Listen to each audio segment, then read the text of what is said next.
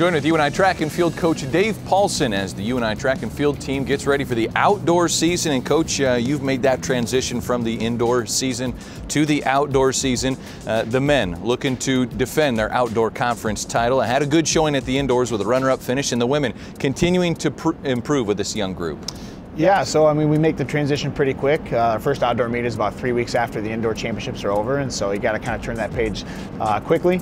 Tough to do with the weather sometimes, but we got the track cleared off and we're good to go. And yeah, so the guys head in as defending conference champions. First time we've been in that position in quite a while, and so they're anxious and eager to put themselves on the line there and show people that it wasn't a one-time thing. And the women, you know, we had a good showing indoors, and we want to continue to improve on that outdoors. And so young squad on the women's team, we graduated 16 last year, so we have a lot of freshmen, sophomores that are stepping into roles that they need to score points and those kind of things. And so it's an exciting time for UNI track and field.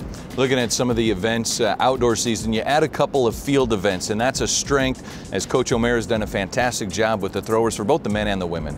Yeah, so indoors you only have 2 throwing events. You have the shot and the weight. Outdoors you have 4. So you have the shot, the discus, the hammer, and the javelin. And so we've had a lot of people score a lot of points in those events traditionally in the past, and we have a really good throw squad again. And so adding the throwing events in, adding the sprint relay in, the 400 hurdles, all events you don't see indoors, that we're actually pretty strong in outdoors. And so that gives us a little more strength in those areas as opposed to indoors. Brings a lot of energy to the events too, when you have guys that are looking to improve and really compete against their teammates in a lot of these meets. It generates a lot of energy for the entire team.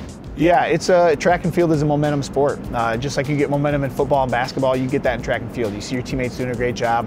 That motivates you to step to the line or get in that ring and show what you can do too. And so that we have a really competitive atmosphere in practice with those guys and girls going at it every single day. And so it's an exciting environment, and we're just really excited to get the bulk of the outdoor season going here.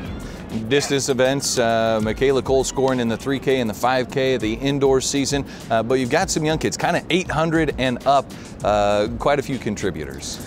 Yeah, we're pretty deep across the board at all our event areas, but the distance squad, mid-distance squad is really strong.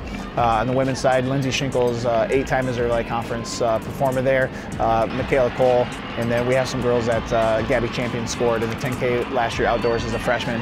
And so it's a good group. We got some new guys in the mix as well. You get the steeplechase outdoors is another event we don't typically see. You don't see it indoors at all. And so we had 2 guys score in that event last year. CJ May is back this year. He redshirted last year. He was a conference champion as a freshman. And so we're gonna have a lot of depth in the men in that steeplechase as well.